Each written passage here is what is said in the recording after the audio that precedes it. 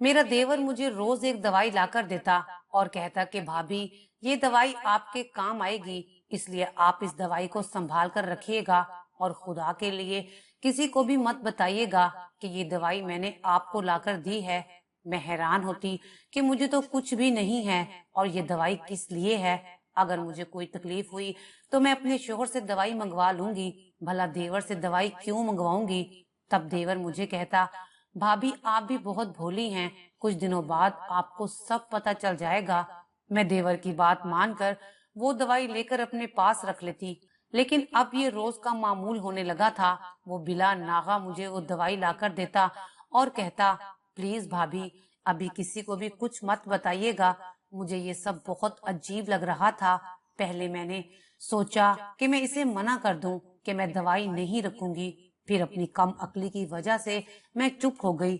एक दिन मैं वो दवाई लेकर मेडिकल स्टोर पर चली गई और वो दवाई मेडिकल स्टोर वाले को दिखाकर पूछा कि ये दवाई किस लिए है। दवाई देखते ही वो मुझे अजीब नजरों से घूरने लगा।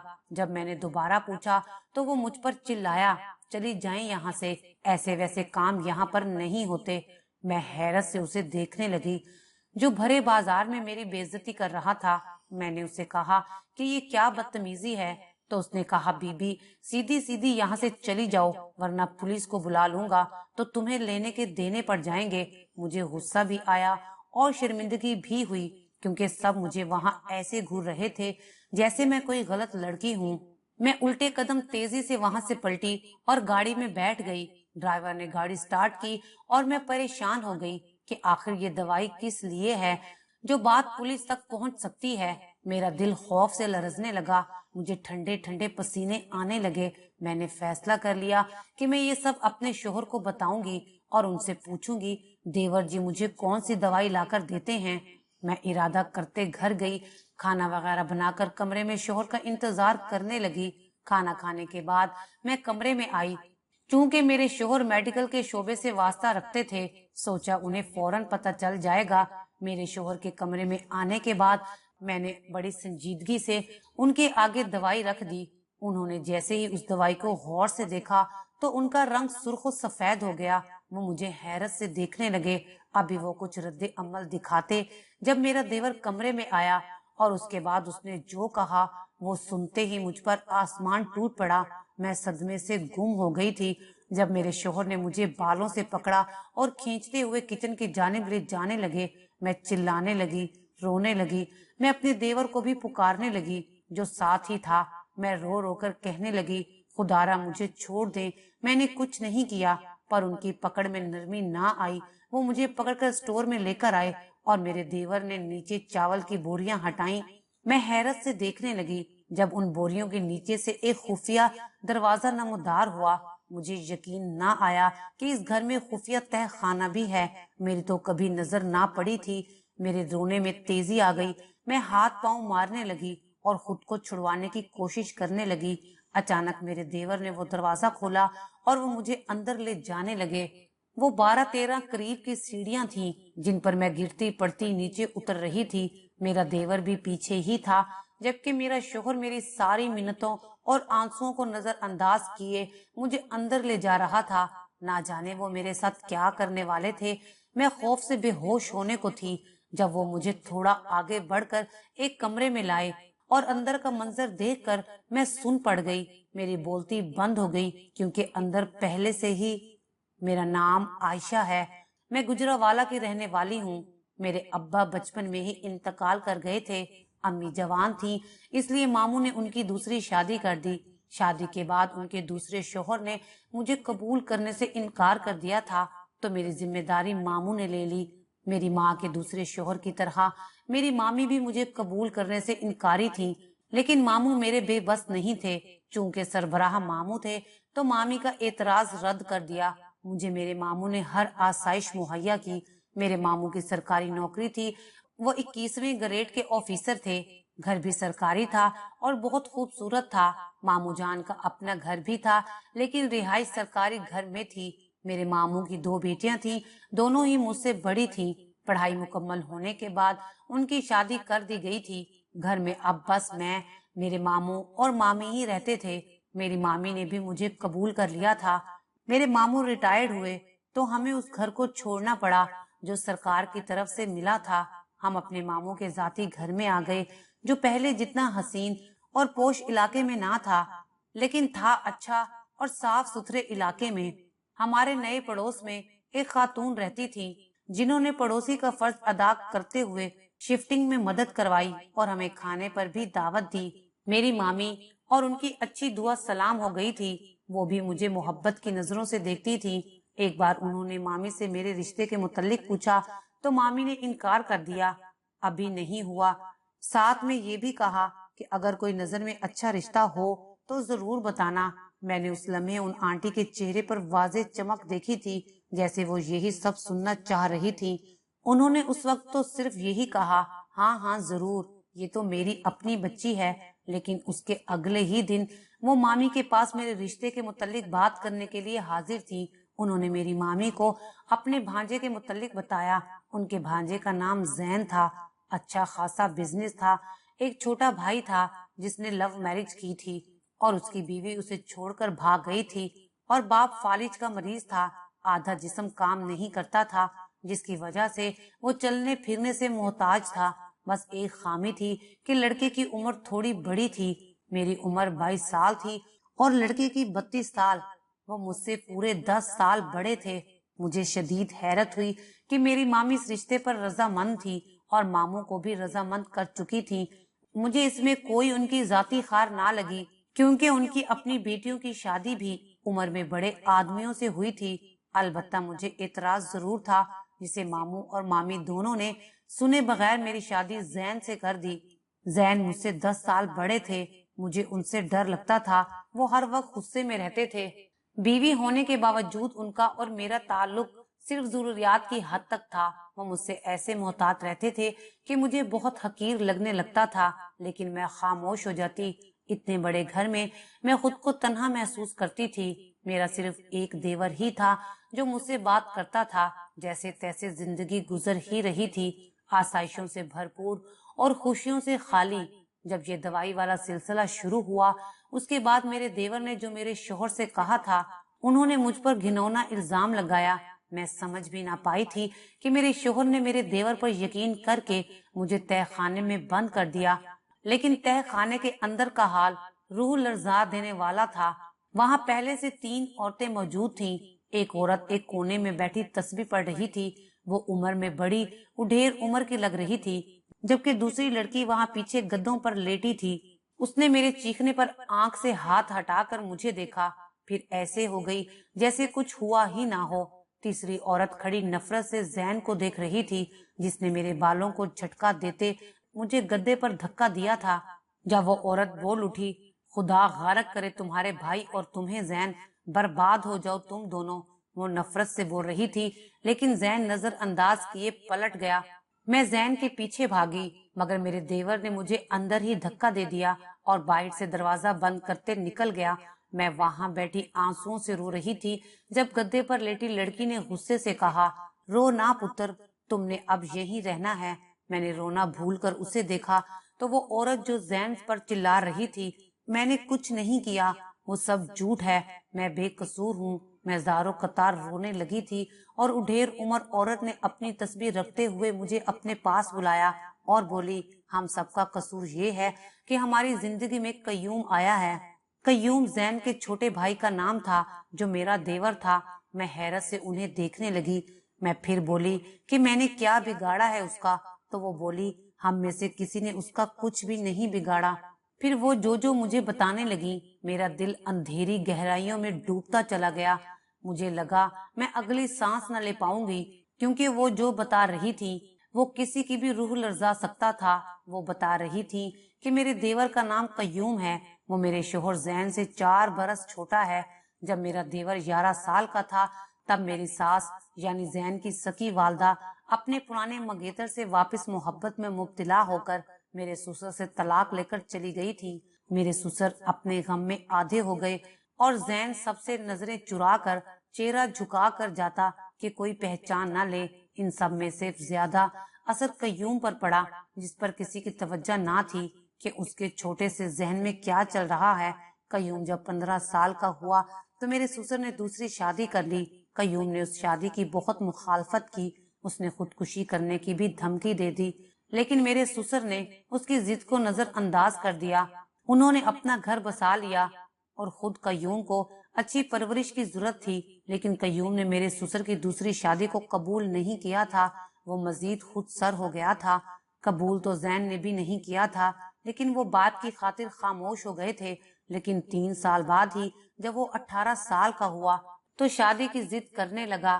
جب اس سے 4 سال بڑے میرے شوہر نے اس کی ضد پر سختی سے انکار کر دیا، لیکن اس نے صاف کہہ دیا کہ وہ کسی سے محبت کرتا ہے اور اسی سے شادی کرنا چاہتا ہے۔ اس بار اس کی ضد اس حد تک پکی تھی کہ میرے شوہر اور میرے سسر کو گھٹنے ٹیکنے پڑے۔ میرے شوہر کو اس بات کا احساس ہوا کہ ان کی لاپرواہی کے باعث اس کی شخصیت میں ایک خلا رہ گیا ہے۔ اس خلا کو پورا کرنے کے لیے زین نے اس پر بھرپور توجہ دینی شروع کر دی، لیکن اگلی ضد پر سبھی حیران ہو گئے۔ لیکن اس بار بھی سب کو اس کی ضد کے آگے ہار ماننی ہی پڑی۔ وہ اپنی بیوی کو لے کر الگ ہو گیا۔ میرے سسر نے اسے اوپر والے پورشن میں شفٹ کر دیا۔ اس کی بیوی کا نام ماہم تھا۔ ماہم سے اس کی شادی پسند کی تھی۔ شادی کے کچھ شروع کے عرصے میں وہ لوگ خوش رہے، لیکن اس کے بعد بھی اکثر قیوم کے چلانے کی آواز آتی، ساتھ ہی ماہم کے رونے کی۔ وہ ماہم کو مارتا تھا، اس پر شک کرتا تھا۔ اس کا باہر نکلنا، دور کھڑکی سے باہر دیکھنا، اس پر بھی پابندی تھی۔ ماہم کا جسم آئے روز سوجا رہتا۔ ایک دن قیوم بھاگتا ہوا آیا، اس کے منہ سے خون نکل رہا تھا۔ زین اسے ہسپتال لے کر بھاگے۔ وہاں پتہ چلا کہ قیوم نے زہر کھایا ہے۔ قیوم نے بتایا کہ ماہم نے اسے کھانے میں زہر ملا کر مارنے کی سازش کی ہے اور خود گھر سے بھاگ گئی ہے۔ اس کا افیئر اس کے کالج کے دوسرے لڑکے کے ساتھ چل رہا تھا۔ میری دوسری ساس کو سب معلوم تھا، مگر انہوں نے قیوم کو کچھ نہ بتایا تھا۔ بس اسی دن سے قیوم کی عورتوں کے لیے نفرت میں مزید اضافہ ہو گیا تھا۔ اس کی آنکھوں میں نفرت کی آگ دہکتی تھی، اور یہی نفرت اور بے اعتباری وہ اپنے بھائی زین کے دل و دماغ میں بھر چکا تھا۔ زین اسے اپنی بھرپور توجہ دے رہے تھے، اس سے محبت کر رہے تھے، اسے اپنا وقت دے رہے تھے، جبکہ وہ زین کے دل و دماغ میں بھی یہی نفرت انڈیل رہا تھا۔ ایک روز اچانک میرے سسر فالج کے اٹیک سے زمین پر گر پڑے۔ قیوم ادھر بھاگتے ہوئے آئے۔ میری ساس فقط چہرہ لیے سن کھڑی تھی جب قیوم نے چلاتے ہوئے کہا، اس ڈائن نے میرے باپ کے ساتھ یہ کیا کیا ہے؟ قیوم نے کہا، میں نے اپنی آنکھوں سے دیکھا ہے کہ وہ ابو کو ایک انجیکشن لگا رہی تھی۔ اس نے وہ انجیکشن پلنگ کے نیچے سے نکال کر دکھایا تو زین بے یقینی اور نفرت سے میرے سسر کی دوسری بیوی کو گھورنے لگے، جبکہ وہ نفی میں سر ہلانے لگی۔ پھر وہ پہلی عورت تھی۔ قیوم اور زین نے بطور سزا اسے اپنے گھر کے تہہ خانے میں بند کر دیا۔ میرے سسر بستر پر پڑ گئے تھے، نہ کچھ بول سکتے تھے، نہ کچھ کر سکتے تھے، صرف اور صرف سن سکتے تھے۔ وہ اکثر روتے تھے، اور اس رونے کی وجہ کوئی نہیں جانتا تھا کہ میرے سسر کو وہ انجیکشن لگانے والا قیوم تھا، جو نفرت میں اس قدر آگے بڑھ چکا تھا کہ باپ کی زندگی کی بھی اسے کوئی اہمیت نہ رہی تھی۔ گھر میں باپ کو سنبھالنے اور باقی ذمہ داریاں سنبھالنے کے لیے عورت کی ضرورت تھی، تو زین نے شادی کا فیصلہ کیا۔ قیوم کے لاکھ منع کرنے کے باوجود بھی کہ انہیں کسی عورت کی ضرورت نہیں، عورت بے وفا ہوتی ہے، لیکن زین نے اسے گھر کے مسئلے سمجھاتے ہوئے اس کی بات کو رد کر دیا اور اپنی پھپھو کے کہنے پر ایک عام سی عورت سے شادی کی، جس کی عمر تھوڑی بڑی تھی اور موٹی بھی، صرف اس لیے کہ وہ اس کی وفادار رہے گی۔ لیکن قیوم کی نفسیات اس قدر بڑھ چکی تھی کہ اس سے یہ سب برداشت نہیں ہو رہا تھا۔ زین کی پہلی بیوی کا نام درینہ تھا۔ قیوم نے اس سے دوستی کی اور اسے بتایا کہ بھائی کی دوسری لڑکی کے ساتھ چکر ہے، اور وجہ یہ ہے کہ آپ خوبصورت نہیں ہیں۔ قیوم کی بات سن کر درینہ نے پارلر جانا شروع کیا اور جم بھی جوائن کر لی۔ قیوم نے یہ بات زین کے دماغ میں دوسرے رخ سے ڈالی کہ جب وہ اسے ایسے ہی قبول تھی تو یہ سب کیوں کر رہی ہے، مطلب کہ اب وہ اپنے بھائی کے دماغ میں اس کی بیوی کے لیے شک ڈال رہا تھا۔ پھر ایک روز قیوم نے اسے ڈرائیور کے ساتھ ریسٹورینٹ بھیجا، جہاں لنچ کے لیے زین اکثر جاتا تھا، اور اس لمحے جب زین وہاں سے باہر نکل رہا تھا، اسی لمحے درینہ کی گاڑی وہاں آ کر رکی۔ وہ جو کب سے ڈرائیور پر چلا رہی تھی کہ تم مجھے کہاں لے کر جا رہے ہو، اس کی بات درمیان میں ہی ادھوری رہ گئی جب ڈرائیور اترا اور اس کی جگہ ایک نامعلوم لڑکا بیٹھ گیا۔ زین نے یہ منظر اپنی آنکھوں سے دیکھا۔ आंखों देखा कैसे झुठलाया जा सकता है। फिर उस तय खाने में आने वाली दूसरी औरत जैन की बीवी थी।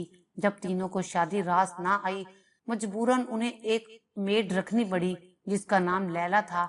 लैला घर के सारे काम करती। एक रोज किचन की सफाई के दौरान उसने स्टोर का सामान हटाया तो खुफिया दरवाजा देखकर चौंक गई। वो दरवाजा हटाकर अंदर चली गई। वहां दो औरतों को देखकर वो चौंक गई, लेकिन इससे पहले कि वो बाहर निकलती कयूं वहां पहुंच गया। उन सबको इस तय खाने में जिंदगी गुजारते सालों बीत चुके थे। इस तय खाने में जरूरत की हर चीज मुहैया थी। जिंदगी अंधेर थी। दिन के 2 वक्त का खाना कयूम उधर रख जाता था और कहता कि तुम लोग ताहयात यहाँ कैद रहोगी। वो उढेर उम्र औरत बोलकर चुप हुई तो मैं सख्ते में आ गई। वो लोग यहाँ सालों से रह रहे थे, यानी मैं भी अब इन्हीं कैदियों में से थी। गद्दे पर जो लड़की सो रही थी वो लैला थी और जो औरत जैन पर चिल्लाई थी वो औरत जैन की पहली बीवी थी। मैं वहां बैठी ज़ारों कतार रोने लगी। किसी ने आगे बढ़कर मुझे हौसला नहीं दिया क्योंकि सब जानते थे कि ये हौसले बेकार हैं। कोई तसल्ली काम नहीं आई। वो यहाँ से निकल नहीं सकते थे। मैं वहीं बैठी रोती रही, रोते रोते सो गई। 2 दिन ऐसे ही गुजर गए। मैं रोती अल्लाह से दुआएं मांगती रही पर किसी ने कोई तसल्ली ना दी। तीसरे दिन जैन नीचे तय खाने में आए तो मैं भागकर उनके सामने गई। उन्हें रोते हुए यकीन दिलाने लगी कि मैंने ऐसा कुछ नहीं किया। कयूम ने झूठ कहा है, मैं ऐसी नहीं हूँ। मैं उनके सामने हाथ जोड़ने लगी तो उन्होंने मुझे अपने सीने से लगा लिया। वो सब जो मुझे अफसोस से देख रहे थे कि मेरे रोने या माफी मांगने का कोई असर नहीं होगा, लेकिन जो हुआ वो ये सब देखकर वो सब हैरान थे। जैन मुझे अपने सीने से लगाकर रोते रहे और मैं भी उन्हें अपना यकीन दिलाती रोती रही। मेरा देवर जो दवाई मुझे देता था वो स्लो पॉइजन की दवाई थी। वो मुझे रोजाना वो दवाई इसीलिए देता था ताकि मेरा तजस्सुस बढ़े, मैं उसके मुतल्लिक जानने के लिए कुछ करूं। जब वो दवाई मैंने जैन को दिखाई तो उसी लम्हे कमरे में कयूम आया और आकर मेरे शोहर को कहने लगा कि भाभी खाने में स्लो पॉइजन मिलाती हैं ताकि हमें मारकर हमारी जायदाद हासिल कर सकें। मैंने खुद देखा है, ये मेडिकल स्टोर से स्लो पॉइजन लेने भी गई थी और उन्होंने आज खाने में मिलाया भी है। मैंने उन्हें जहर मिलाते खुद देखा है। मैं नफी में सर हिला रही थी जब वो मुझ पर इल्जाम लगा रहा था। जैन ने हम सबको तय खाने से बाहर निकाला। लैला यानी घर की मुलाजमा ने अपनी मतलूबा रकम की डिमांड पूरी होने पर जैन को माफ कर दिया, जबकि जैन की पहली बीवी ने माफी की शर्त तलाक रखी कि वो अब जैन के साथ एक लम्हा नहीं रह सकती। जैन ने उसे तलाक दे दी। मेरे ससुर की दूसरी बीवी ने कहीं भी जाने से इनकार कर दिया। जो हालत उन्होंने मेरे ससुर की देखी थी वो बहुत रोई। जैन बहुत शर्मिंदा थे। वो अपने किए की माफी मांगने लगे। मैं बिल्कुल खामोश थी और हैरान भी कि जैन ने कैसे हम सबको आजाद कर दिया और कयूम कहाँ है। 2 दिन तक जैन और मेरे दरमियान कोई बात ना हुई। वो इस बात से डरते थे कि कहीं उनकी पहली बीवी की तरह मैं भी तलाक का मुतालबा ना कर लूं। 2 दिन बाद उन्होंने मुझसे माफी मांगी। मैंने कयूम के मुतालिक पूछा तो जो उन्होंने बताया मैं हैरान रह गई। भला अपनी नफरत में कोई इतना आगे कैसे बढ़ सकता था। उन्होंने बताया कि जिस रोज ये सारी बात हुई उससे पहले मैंने कयूम के कमरे से अजीब सी आवाजें सुनी थी। वो जब कमरे में गया तो वो खुद से हंस हंस कर बातें कर रहा था। ये सब देखकर मैंने डॉक्टर से रुजू किया तो उन्होंने बताया कि ये सब खतरनाक है और नफ्सियाती होने की निशानी है। उसके बाद जिस दिन ये सब हुआ उस दिन वो कमरे में आने से पहले किचन में गया था, लेकिन फिर फौरन पीछे हो गया जब मैंने कयूम को खाने में कुछ मिलाते देखा। उसके बाद जब कयूम ने तुम पर इल्जाम लगाया तो मैं अच्छे से वाकिफ था कि कयूम सब झूठ बोल रहा है, मगर 2 दिन मुझे संभलने में लगे क्योंकि मैं कयूम अपने भाई को पागल खाने भेज चुका हूँ। जब कयूम से मिलने गया और इलाज का कहा तो वो पागलों की तरह हंसने लगा, फिर अचानक चुप हो गया। जैन बहुत दिल बर्दाश्ता होकर लौटे थे, लेकिन वक्त के साथ सब बेहतर हो गया। कयूम का इलाज जारी है, लेकिन उसे घर में रखना ठीक नहीं है। मेरे ससुर अब काफी बेहतर हैं। मेरी सास ने जैन को माफ कर दिया है और जैन का रवैया मेरे साथ बहुत अच्छा है। वो मुझसे बहुत मोहब्बत करते हैं, मेरी छोटी छोटी खुशियों का ख्याल भी रखते हैं। ये बात तो आप सब भी तस्लीम करेंगे कि माँ बाप के किए गुनाह या उनकी लापरवाही और बेतवज्जी बच्चों की शख्सियत को तबाह कर देती है।